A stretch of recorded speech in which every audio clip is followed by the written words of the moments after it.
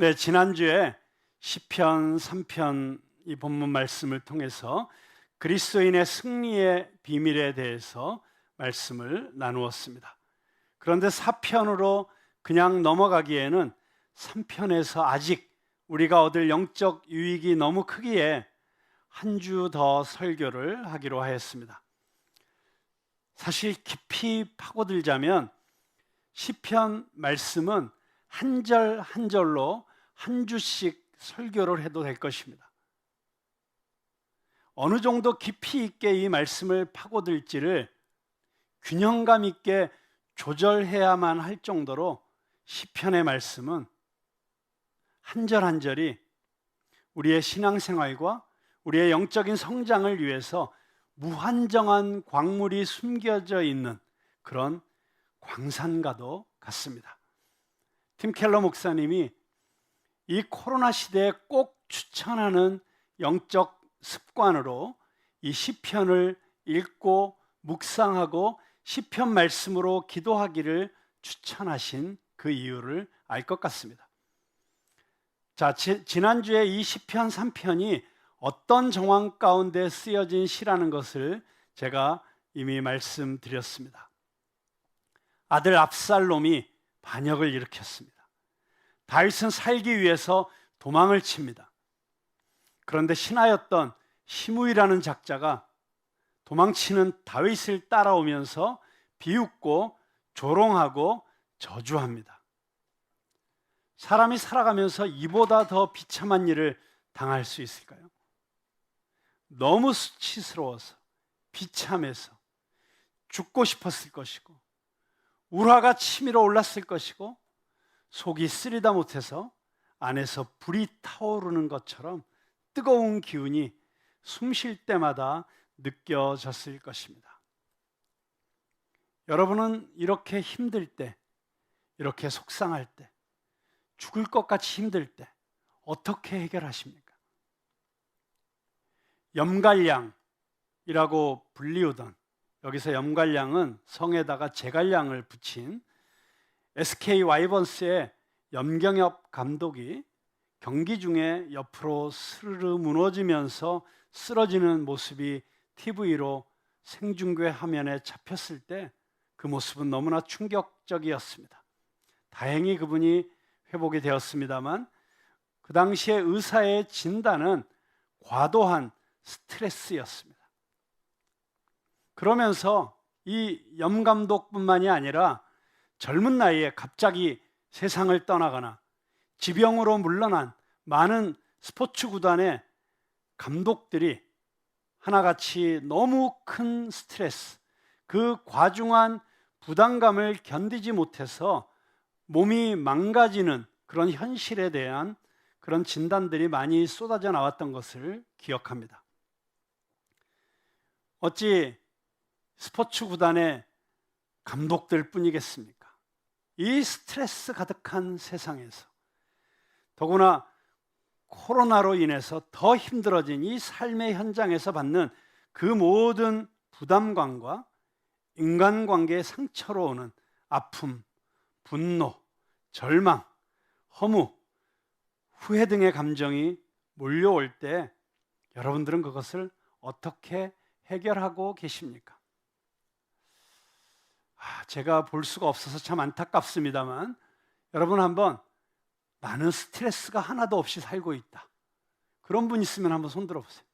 나는 스트레스가 전혀 없다. 네, 몇 분 손 들고 계시는 것 같은데 이런 분들의 특징은 주변의 사람들이 스트레스를 더 많이 받고 있다는 것이죠. 네. 내가 받든지 남이 받든지 우리가 스트레스를 안 받을 수 없는 이런 상황 가운데 우리는 어떻게 그 스트레스를 해소할 수 있을까요? 그거 그때그때 해소하지 않으면 이게 병이 되고 몸이 망가지고 정신적으로 너무 고통스러운데, 근데 물론 나름 다 사는 방법이 있으시겠죠. 저도 지난주에 잠깐 언급했던 제 인생 최악의 뒤통수를 맞은 사건으로 인해서 정말 불면증에, 우울증에, 화병에 죽을 것 같았던 시절이 있었는데 제가 그때 당시 돌이켜보니까 겨우 제가 숨쉬고 살 수 있었던 시간이 있었는데 스크린 골프장에 가서 드라이버 샷을 스크린을 향해서 죽을 힘을 다해서 때려대면서 스트레스를 풀었던 것 같아요. 그때 제가 그 골프공을 있는 힘껏 때리면서 그 골프공 하나하나마다 저에게 상처를 줬던 인간들의 얼굴을 떠올리면서 그 공을 때렸으리라고는 생각하지 마십시오.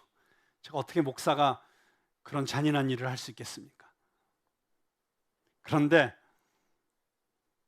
옛날부터 목사님들이 제일 즐겨보는 TV 프로그램이 권투 시합이었다는 사실을 혹시 아시는지요? 볼링장에도 목사님들이 참 많이 가셨어요. 여기 압구정동에 오래된 쌍봉 볼링장이라는 데 가면 퍼펙트, 그러니까 300점 만점에 300점을 기록한 사람들 이름을 다 거기 기록해 놨는데 어떤 목사님이 2번이나 거기에 이름이 올라가 있어가지고 와, 대단하시다 이렇게 생각한 적이 있었는데요. 목사님들이 볼링장도 많이 가신대요. 그 이유가 한꺼번에 여러 놈들을 통쾌하게 박살을 내면서 스트레스를 푸셨던 게 아닌가, 그런 짐작을 해봅니다. 목사들도 그럴진데 일반인들의 경우야 오죽 더 심하겠습니까? 그런데 저의 경우에도 그랬습니다마는 그런 식으로 스트레스를 풀고 불안이나 분노를 사귀는 방법은 아주 표피적이고 찰나적인 것입니다. 잠시 시원해지는 것 같고 마음의 평화가 오는 것 같으나 정말 그 순간뿐이지요. 다윗이 지금 인생의 최악의 시간을 통과하면서 말 그대로 사망의 음침한 골짜기를 통과하면서 신앙인으로서 지금 다윗이 가장 잘하고 있는 것이 무엇입니까? 그는 지금 이 고통의 시간,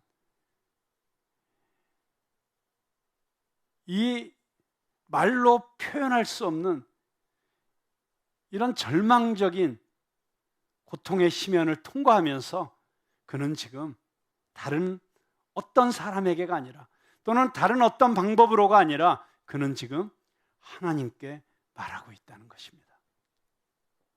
자기의 마음을 하나님께 쏟아내고 있습니다. 여러분, 마음이 힘들 때 사람에게 의지하지 마십시오.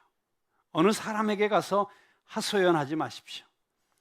이 세상의 어느 사람도 당신의 마음을 있는 그대로 알아주고 당신 편이 되어서 완벽하게 당신을 위해서 싸워줄 수 있는 사람은 없습니다. 사람에게 기대하지 마세요. 제가 지난주에도 말씀드렸잖아요. 사람은 기대할 대상이 아니라 사랑해야 될 대상이다. 설령 나를 이해하고 공감해 주는 부분들이 있고 그런 역량이 좀 많은 사람들이 있죠. 특별히 나에게 그렇게 잘 대해주는 사람이 있을 수 있습니다. 그럼에도 불구하고 한계가 있습니다. 여러분, 나의 마음을 진정으로 위로해 주시고 만져주시고 치유해 주시고, 그리고 내가 그런 상황 속에서 내 마음이 무너지지 않고 내 마음을 지키면서 올바른 방향으로 나를 이끌어 주실 수 있는 분은 오직 하나님밖에 없습니다.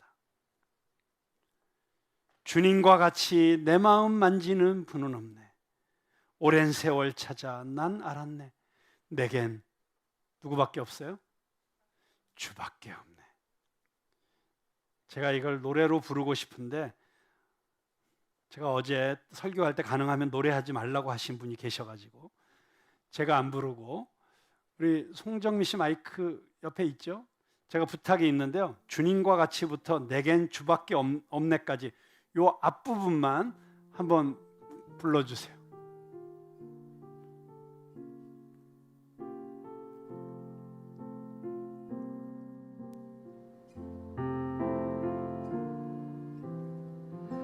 주님과 같이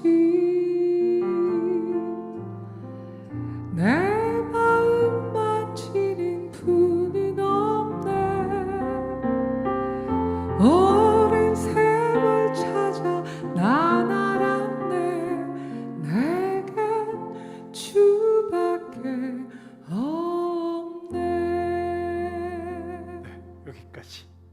감사합니다. 네, 송정미 씨, 이제 답을 아셨죠? 주님밖에 없어요. 남편에게 기대하지 마십시오. 그대 마음을 진짜 알아주고 위로해 주실 분은 주님밖에 없음을 이제 아셨죠? 네, 사실은 그 송정미 씨가 저한테 오래전에 이런 상담을 하더라고요. 목사님, 제가 제 남편 때문에 너무 힘들어요. 저 어떡하죠? 답이 여기 있어요. 주님밖에 없습니다. There is none like you. 그렇습니다.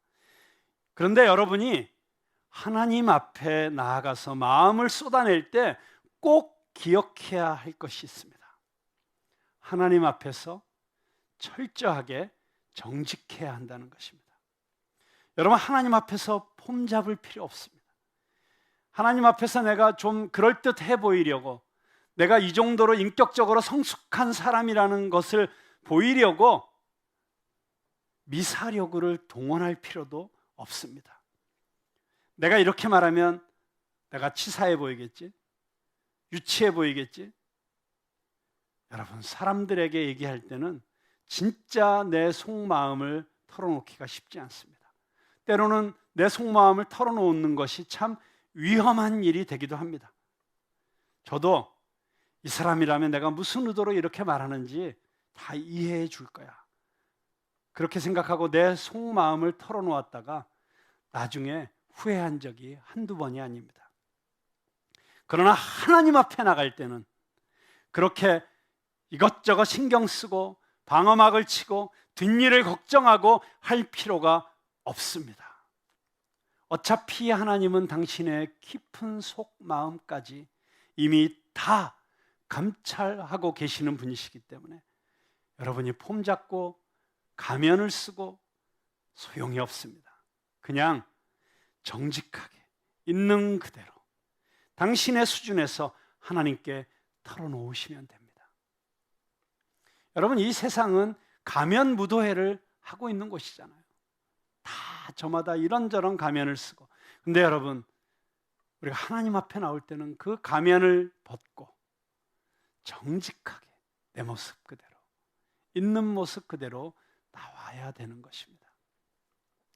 저는 우리가 하나님 앞에 나올 때도 그렇게 나올 뿐만 아니라 우리 성도들도 그렇게 있는 모습 그대로 나오는 서로를 받아주고 용납해주는 그런 공동체가 되기를 간절히 소망합니다.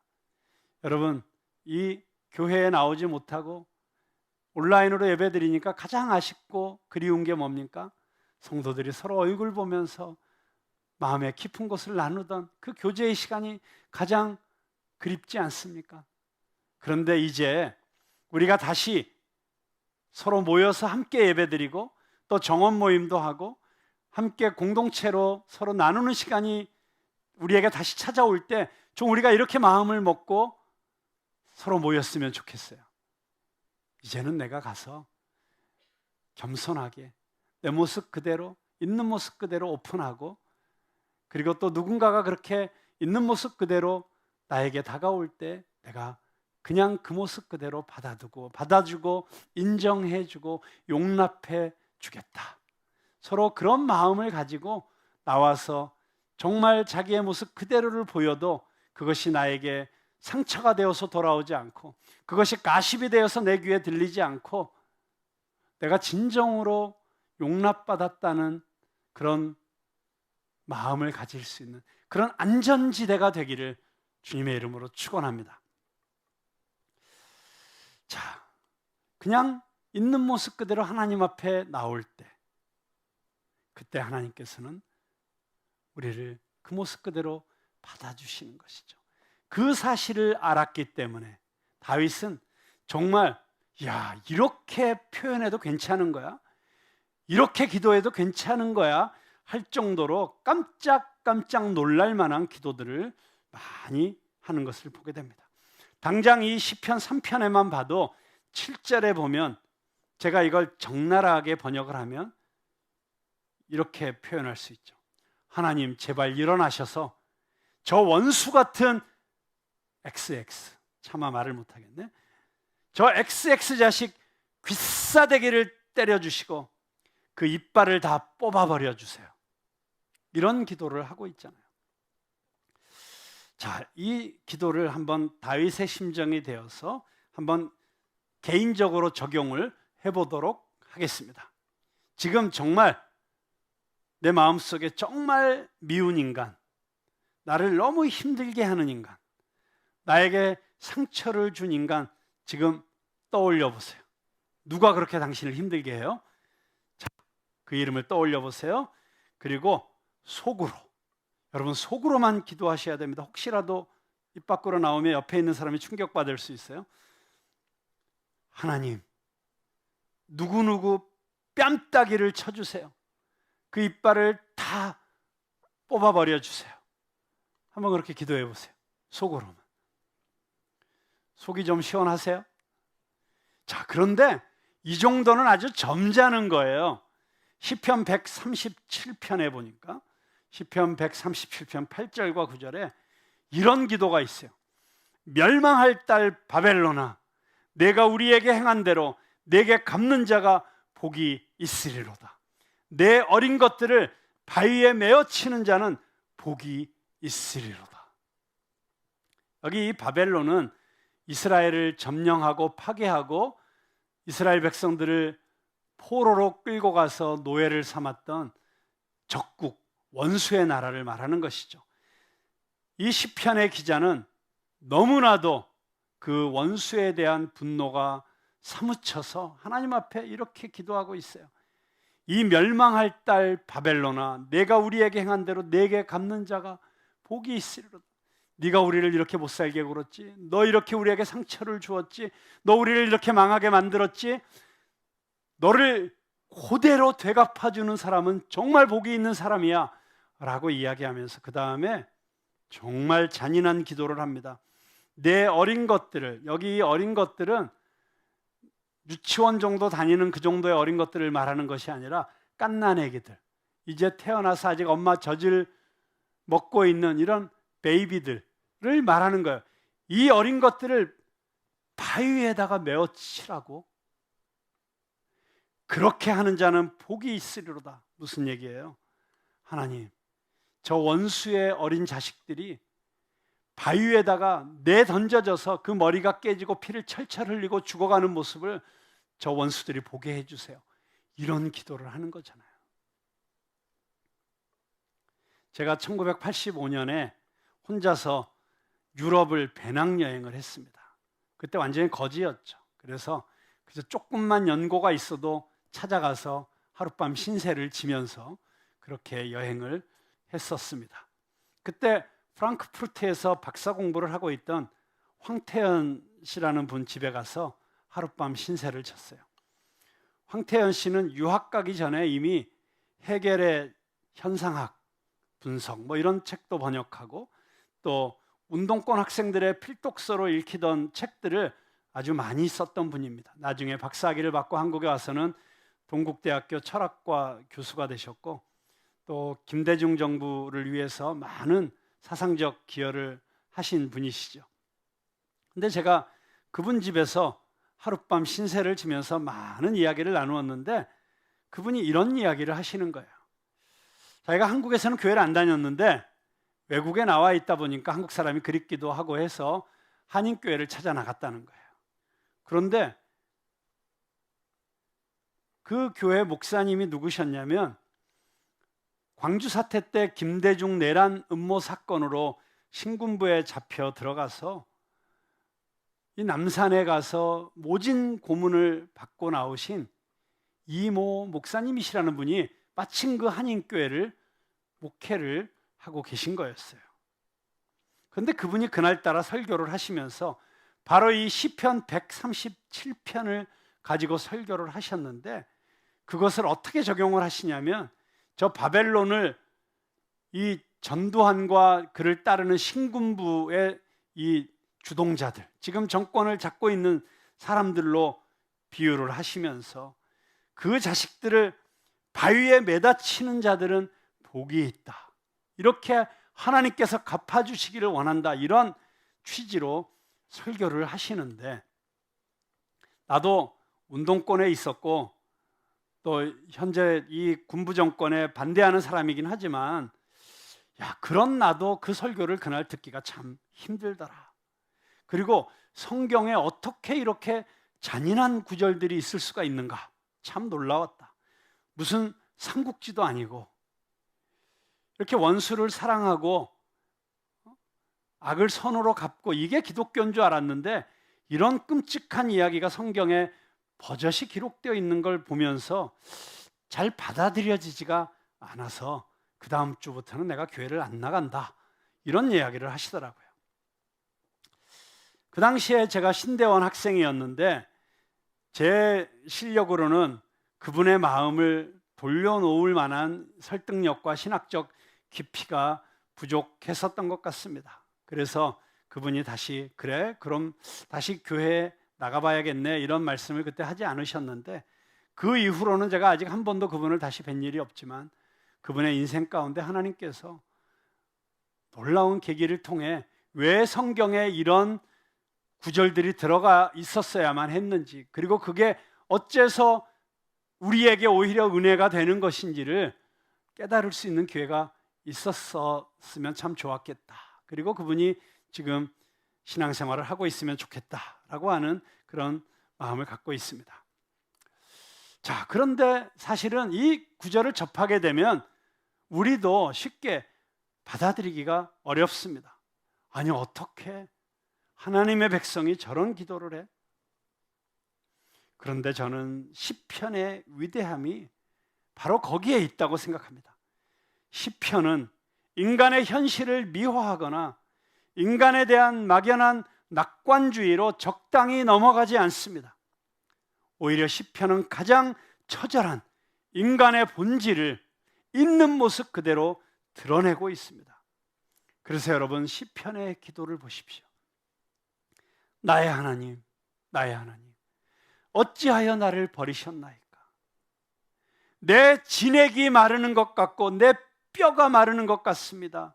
내가 죽을 것 같습니다. 이런 탄식들로 가득 차 있습니다. 그런데 그런 마음의 탄식을 있는 그대로 쏟아내어도 그것을 판단하거나 정죄하거나 섣불리 가르치러 들거나 하지 않으시고 그것을 다 들어주시고 공감해 주시고 위로해 주시는 분이 내 하나님이시다. 여러분, 이게 얼마나 놀라운 일입니까?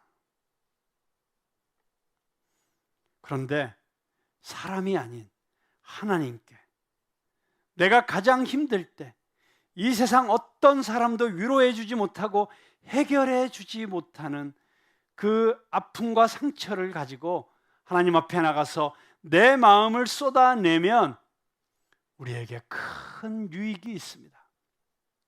첫째는 그렇게 내 마음을 정직하게 있는 그대로 나눌 수 있는 존재가 있다는 것, 그 자체가 큰 위로가 됩니다. 여러분, 마음 힘들 때 술로 해결하려고 하지 마세요. 그냥 이런저런 오락으로 잊어버리고 살려고 하지 마세요. 더 우울해집니다. 오락이나 운동도 근본적인 해결책이 되지 못해요. 오직 하나님께 나아가서 기도하십시오. 누군가 널 위해 기도하네라고 하는 찬양을 우리가 불렀지 않습니까?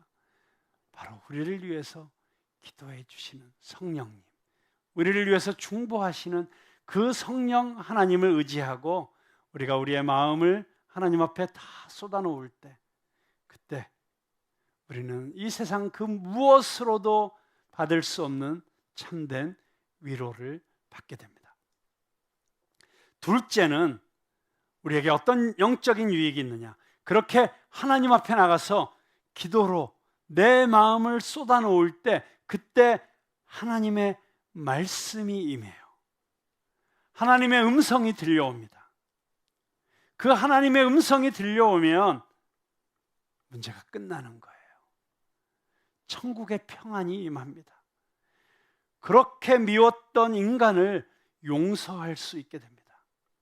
내가 겪고 있는 이 고난의 시간이 오히려 하나님의 은혜로 느껴져요. 그렇게 새로운 시각으로 내 삶을 바라볼 수 있게 되면 그때 놀랍게도 내 안에서 찬송이 터져 나오게 되는 것입니다.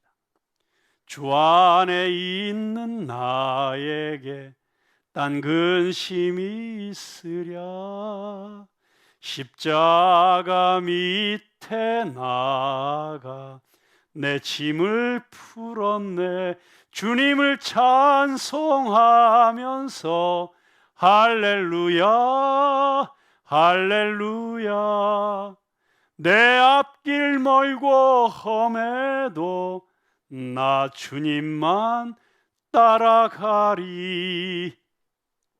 여러분 이 찬송이 나오게 되는 것입니다. 여러분 왜 이 찬송을 불러요? 주 안에 있는 나에게 딴 근심이 있으랴. 근심이 있으니까 이 찬송을 하는 거예요. 그런데 하나님 앞에 나가서 내 마음을 쏟아놓다 보면 내 마음 속에서 그 근심이 사라지면서 주 안에 있는 나에게 딴 근심이 있으랴 이렇게 고백할 수 있게 되는 것입니다. 여러분 이게 신앙생활의 비밀이에요.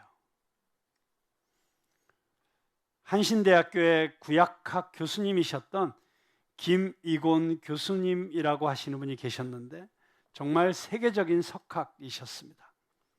근데 제가 토론토에서 공부할 때 어느 날 도서관 서고를 뒤지다가 그분 이름을 발견하고 너무 반가웠어요. 제가 그 책을 꺼내 들어보니까 그분이 쓰신 박사학위 논문이 거기 소장되어 있더라고요. 그런데 그 논문의 제목이 뭐냐 하면 영어로 제가 정확히 기억은 못하겠는데 Rapid Change of Mood in Lamentation. 이게 무슨 뜻이냐 뭐 그 정도로 기억이 되는데 무슨 뜻이냐면 시편에 있는 애가 즉 탄식 시의 갑작스러운 분위기의 변화에 대한 연구. 자, 이게 무슨 얘기냐? 여러분 우리가 시편의 이 탄식시 애가라고 부르는 시편이 시편에 굉장히 많은 부분을 차지하고 있는데 그 애가들의 특징이 있어요. 뭐냐면 처음에는 굉장히 절망스럽게 시작합니다. 너무 슬퍼요. 너무 낙심하고 있어요. 그래서 우울합니다. 정말 그 분위기가 가라앉아 있어요. 그렇게 시편이 진행이 되다가 갑자기 시편의 끝부분에 한두 절을 남겨놓고 나서 그 분위기가 과격하게 변하는 거예요. 그렇게 죽을 것 같아요. 힘들어요 하던 그 시편이 갑자기 할렐루야 주님을 찬송하리로다. 높으신 하나님, 영광스러운 하나님, 내 머리를 드시는 하나님 뭐 이러면서 갑자기 그 시편의 분위기가 급작스럽게 바뀌는 거예요. 너무 과격하게 바뀌어서 약간 이 시편을 쓴 사람이 정신적으로 좀 어려움이 있는 사람이 아닌가? 전문적으로 생각하면 이게 조울증 증세가 있는 게 아닌가 싶을 정도로 너무 업앤다운이 심하게 느껴져요.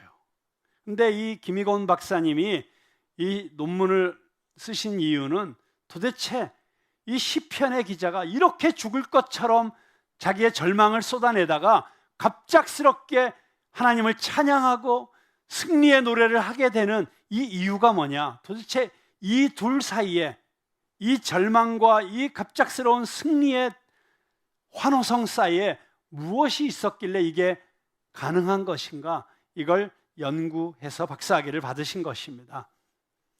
제가 지금 그 내용들을 다 기억할 수는 없지만 가장 기억에 남는 것은 그 아파하고 탄식하는 기도와 승리의 찬송 사이에 무언가가 있다는 거예요. 근데 그 무언가가 뭐냐면 시편에 그것이 기록되어 있든지 안 되어 있든지 무언가가 있었는데 그게 바로 신탁, 오라클. 신탁이 뭐죠? 하나님의 계시, 하나님의 말씀이 임한 것이죠. 그게 성전에 한번 이런 모습을 상상해 보세요. 예루살렘 성전에 한 고통받는 과부가 와서 탄식하면서 흐느끼면서 통곡하면서 몇 시간째 기도하고 있어요. 그런데 그때 제사장이 나타나서 한 말씀을 툭 던지는데 그게 이 여인이 간절하게 기도하고 있던, 그 여인이 너무나도 통곡하고 있던 그 주제에 해결을 주는 어떤 말씀이 던져진 거예요. 그 말씀을 듣는 순간 이 여인의 마음속에 하나님이 나를 지켜보고 계셨구나. 하나님이 내 기도를 듣고 계셨구나. 하나님이 이제 내 앞길을 인도하시겠구나. 이런 희망이 생기면서 순간적으로 그녀의 마음속에 하나님을 찬양하고 싶은 마음이 생겨서 할렐루야를 외치는 이런 장면을 한번 그려보십시오. 바로 이 애가에 나타나고 있는 이 급격한 변화가 바로 이런 모습이라고 하는 거예요. 그것이 제사장에 의한 것이든 선지자에 의한 것이든 아니면 하나님의 직접적인 계시에 의한 것이든 하나님의 음성이 이 기도자의 마음에 임했을 때 그때 순간적으로 평안이 임하는 거예요. 살 힘이 생기는 거예요. 다시 시작하고 싶은 마음이 드는 거예요. 그렇습니다. 사랑하는 성도 여러분, 죽을 것 같이 힘든 상황 속에서 우리를 살릴 수 있는 것은 하나님의 말씀밖에 없습니다. 하나님의 말씀이 임하면 사는 거예요. 그 하나님의 말씀으로 내 상황을 바라보고 해석할 수 있게 되면 문제가 끝나는 거예요. 여러분, 그래서 신앙의 힘은 해석의 힘입니다. 내 모든 상황이 십자가를 통과해서 하나님의 말씀으로 해석되기 시작하면 거기에 놀라운 변화가 시작된다고 하는 것입니다. 자, 이제 말씀을 정리합니다. 우리는 힘들 때 누구를 찾아가야 돼요? 네, 제일 먼저 하나님을 찾아가야 돼요. 하나님은 우리가 제일 먼저 찾는 친구가 되기를 원하시고 계십니다. 여러분, 그 사실을 아시겠어요? 하나님이 지금 가장 바라고 계시는 것은 저와 여러분이 어떤 일이 있을 때 가장 먼저 이야기하는 친구가 될 수 있기를 바라고 계신다는 것입니다. 여러분, 좋은 일이 있거나 힘든 일이 있을 때 여러분이 제일 먼저 전화를 거는 사람이 있죠. 그 사람이 여러분의 베스트 프렌드예요. 맞죠? 그런데 하나님은 하나님 스스로가 그 베스트 프렌드가 되시기를 원하신다는 것입니다. 여러분도 하나님의 베스트 프렌드가 되기를 원하세요? 네. 그렇다면 우리는 어떻게 해야 할까요? 여러분, 이 표현을 꼭 기억하십시오. 첫 열매를 하나님께. 첫 열매를 하나님께. 그것이 어떤 것이든 우리는 첫 열매를 드린다 그러면 대개 첫 월급을 하나님께 드린다, 또는 11조를 드린다, 그해 수확의 첫 소산을 하나님께 드린다, 이렇게만 생각하는데 사실 지금 하나님께서 우리에게 원하시는 것은 그것이 어떤 아이디어든지 또는 슬프거나 기쁜 감정이든지 아니면 새로운 계획이든지 하나님은 당신이 그 첫 생각을, 첫 감정을, 첫 계획을 나누는 친구가 되기를 원하세요. 여러분, 그런데 하나님이 나의 친구가 되신다, 내가 언제든지 찾아갈 수 있고 내가 언제든지 내 고민을 상담할 수 있고 털어놓을 수 있는 친구가 되어주신다. 여러분, 이게 얼마나 놀라운 일입니까? 최근에 제가 정말 만나보고 싶었던 한 사람을 만났어요. 그분은 어떤 분이냐면 우리나라의 이 펀드레이징의 최고의 대가로 인정받고 있는 분이세요. 그래서 이분이 하시는 일은 서울대학교나 고려대학교나 세브란스 병원이나 이런, 또는 헤비타트나 이런 큰 기업이나 병원이나 대학이나 NGO들이 가장 효과적으로 펀드레이징을 할 수 있도록 컨설팅을 해주는 분이세요. 그런데 이분을 그런 컨설턴트로 고용하기 위해서는 엄청난 비용을 지불해야 됩니다. 제가 알기로는 그분의 한 시간을 사용하기 위해서 지불해야 되는 비용이 변호사나 뭐 회계사나 그런 어떤 직종의 사람보다 훨씬 더 비싼 비용을 지불해야만 이분의 시간을 쓸 수 있는 그런 분이라고 알고 있었어요. 근데 한 2달 전쯤에 그분이 목사님들에게 와서 강의를 하는 걸 들었고, 제가 그 강의를 들으면서 너무 큰 감동을 받았어요. 큰 도전을 받았고, 내가 이제 앞으로 어떻게 목회를 해야겠구나. 또 우리 국제 푸른 나무라든가 또 우리 프레이즈 게더링이라든가 이런 운동을 위해서 내가 어떻게 해야겠구나 하는 너무 놀라운 통찰력과 깨달음을 그 강의를 통해서 받게 되었어요. 그래서 그분을 한번 다시 만나보고 싶다, 이런 마음을 갖고 있었는데, 너무 놀랍게도 그분이 먼저 연락을 하셔서, 사실은 제 아내 송정미 사역자에게 무료로 한번 만날 수 있는 쿠폰을 주신다고 약속하신 것 때문에 연락을 하셔서 저도 끼어서 같이 이제 만나게 되었는데, 그날 그 비싼 시간을 5시간이나 무려 쓰면서 너무 좋은 깊은 대화를 나누는 시간이 되었습니다. 근데 그 대화를 마치면서 너무 고맙습니다, 이렇게 귀한 시간을 많이 내주시다니요 라고 저희 부부가 인사를 했을 때 그분이 툭 이렇게 말씀을 던지셨어요. 무슨 말씀을요? 우린 이제 친구잖아요. 저는 비즈니스로 만난 게 아니고 친구로 지금 두 분을 만나고 있는 거예요. 언제든지 저와 얘기하시고 싶으시면 그냥 친구로 만나자고 하시면 돼요 라고 얘기하시는 거예요. 여러분, 너무 놀라운 거 아닙니까? 우리나라 최고의 컨설턴트가 나의 친구가 되었고, 친구로서 내가 언제든지 찾아가서 내 고민을 상담할 수 있다. 이것만으로도 정말